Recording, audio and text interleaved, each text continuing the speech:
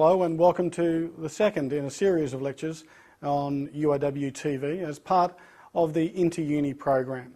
I'm Sean Burns and I'm one of the journalism lecturers at the University of Wollongong's Faculty of Creative Arts and part of the journalism program. So today we're going to be talking about UAW TV and we'll have a bit of a closer look at that program in focus. And we'll also talk about the interview. So it's an incredibly important part of the entire process of being a journalist, being able to speak with people, being able to communicate effectively. So we'll talk about that today. But first, look, I wanted to show you what UAW TV does in its big bits and its little bits.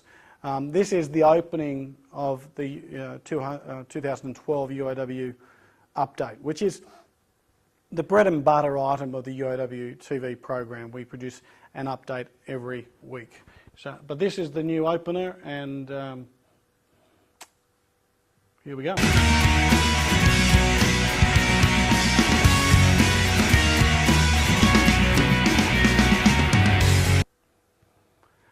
Short and sharp. We've been trying to chip everything back to make it a little bit more palatable for a wider viewing audience.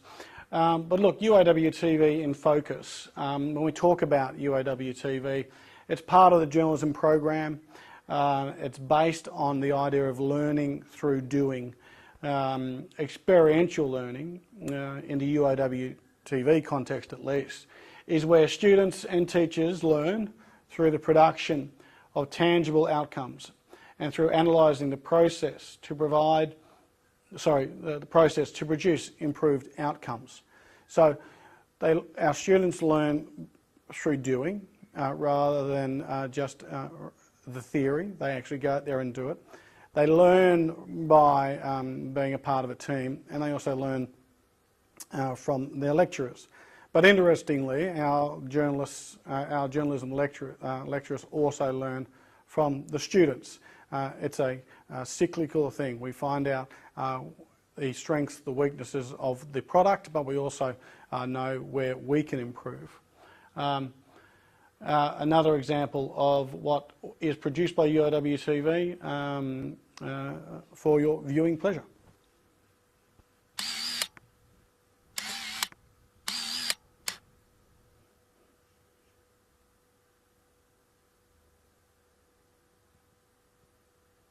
Integrity, transparency and the need for an even playing field were at the forefront of discussion at today's Illawarra Business Chamber luncheon for Lord Mayoral candidates. The main aim of the conference was to address the need for conversation between the Council and the Illawarra business community.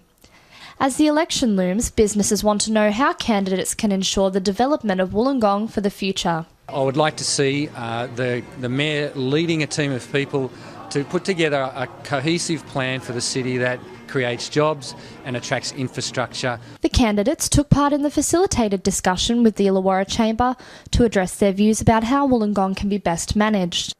Many of the candidates described the current employability situation in the Illawarra as a crisis and offered plans and solutions to pull Wollongong through this devastating time. We've got to develop that can-do attitude, that resilience that we're known for, to be able to come back from this bad hit that we're having at the present time.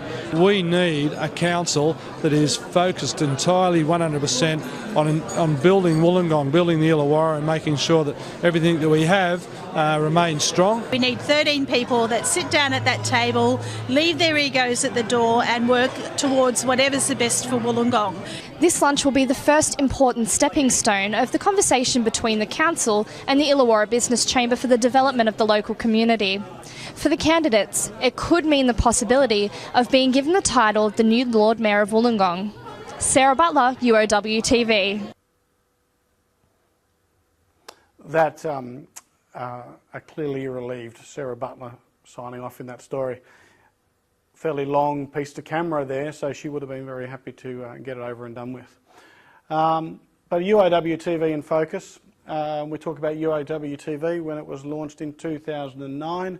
It was part of an initiative to try and take the product of our students beyond the walls of the university and let other people in the community see what our students are doing. It provides the journalism program students with a hands-on experience in video journalism, and as this is a relatively new bachelor degree at the university, the video journalism aspects have just been developing over the last couple of years. And UOW-TV is delivered in the context of a university and in the clear understanding that it is a student production. And students are instructed to deliver their product with their own feel, with their own voice, and with their own look and sound. We encourage them not to try and be the echoes of what they see, but also to be innovative and try and change things. In a changing world, in a changing media landscape, our journalists, as the participants in the In2uni program should be, they should be encouraged to explore the limits of what they do, but also explore their imaginations in using the equipment and the knowledge that they have with the subject. Another example of what we do is just short, sharp pieces of video that get the information out there. In a changing digital media world, so much of the discussion now is focused on content production. So there is consideration as to whether journalists are also content producers.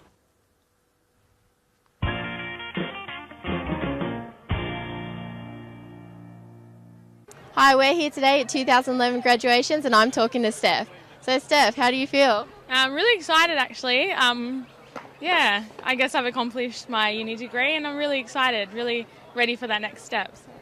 And that bunch of flowers, it's about the size of me, so who gave you those? They're from my boyfriend. He's like, I wanted to get the biggest one, so he did it, outdid everyone, I think. They're the biggest I've seen. So. I'm sure he succeeded. And what are your plans to celebrate tonight? So we're going out for a nice lunch and then it's just going to be a chill day, I think, just to relax and take it all in. Yeah, that sounds good. Well, thank you for talking to us and congratulations. Thanks so much. So Lauren there, relaxed, having a conversation. Yes, using the tool of the trade, which is the microphone, to get to the bottom of the interview. Yes, a light-hearted interview, but one all the same that required Lauren to listen to what the person she was speaking to was saying and feedback off that discussion. Not to just plough ahead and ask the questions that she had planned to ask, but to bounce back and forth. Journalism, after all, is a conversation.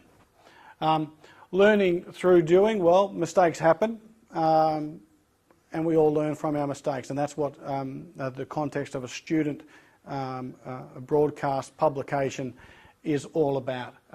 You shouldn't be afraid of making mistakes, but you should also learn from them, and we encourage our students to do so. It's important, however, to learn from your success. And to share. So if you have done something well, or if you've actually done something that you haven't done before and you don't think any of your colleagues may have done it either, then you can pass that information on. It's important to be a sharer, it's important to be part of a team, and if you do feel that you've done something well, then pass it on. And UOW-TV, as I said, encourages experimentation and individualism. It's part and parcel of a changing media environment. Interviews and conversation. How are you doing? Nice to see you in a minute. Sorry. So nice to meet you. It's funny, I actually was just text messaging with a friend because I'm missing class right now. You are? And my film class. And it's so funny because they're watching American Beauty today and analyzing it. American Beauty? Mm-hmm. What's funny about that? You were in that. No, I wasn't. American Beauty? Nope. What's the one with the rose petals? I'm not in that. That's not you? No. Really? No.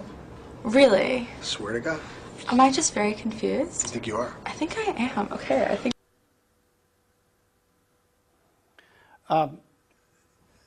That video is, yes, a little bit funny, but also just goes to prove the point that preparation for an interview is everything. You might think that you are well prepared. You might think that because you're doing your video or your movie studies class, or your friend's doing the movie studies class, that gives you the information that you can then take to the interview. But you know, if you get your John Cusacks confused, then that's not going to bode well for the rest of the interview. So think about it.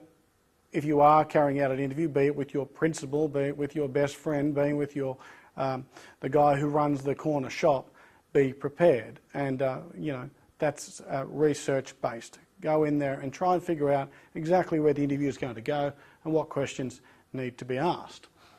So an interview is information, it's opinion, or experience shared by a source in conversation with a journalist or a reporter.